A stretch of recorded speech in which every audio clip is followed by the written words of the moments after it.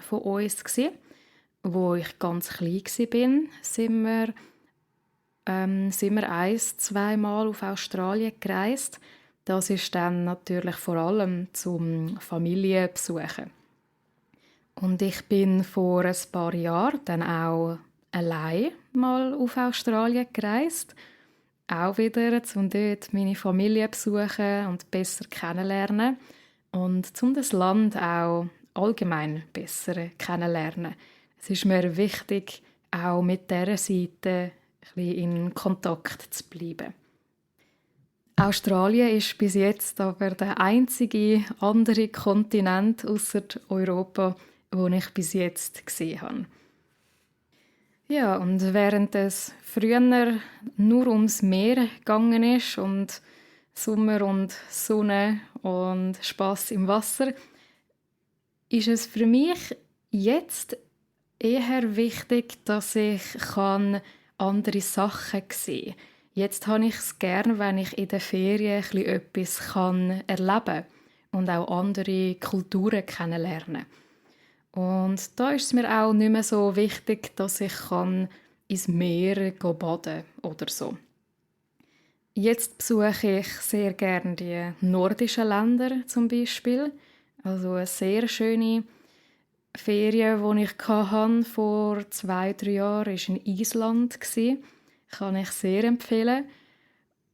Ist aber nicht das Beste, wenn man wirklich Sommer haben und Wärme und baden. Das ist in Island nicht der Fall. Sondern auf Island geht man, wenn man die atemberaubende Natur erleben will. Und das ist genau das, was ich wollte. Ja, und jetzt reise ich bald auf Bosnien und Kroatien. Und ich freue mich sehr darauf. Vor allem auch, weil es für mich eine andere Kultur ist. Das klingt jetzt vielleicht lustig, aber es hat für mich etwas Exotisches. Ich bin nämlich noch nie in Osteuropa gewesen. Darum bin ich sehr gespannt darauf.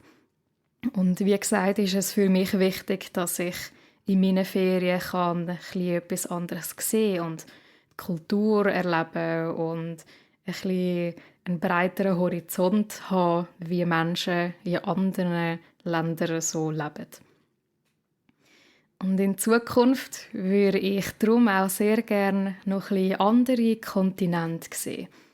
Europa hat zwar sehr viele verschiedene Kulturen und das kann sehr spannend sein, aber zumal etwas ganz anderes sehen, würde ich gerne mal auf Asien reisen. Zum Beispiel auf Japan oder Südkorea oder auch Thailand oder so. Das fände ich sehr spannend. Oder was ich auch gerne machen würde, ist auf Kanada reisen, weil ich habe gehört, dass das auch sehr schön ist von der Natur her. Vielleicht von der Kultur immer noch relativ ähnlich an Europa, aber ja, trotzdem stelle ich mir das sehr, sehr schön vor.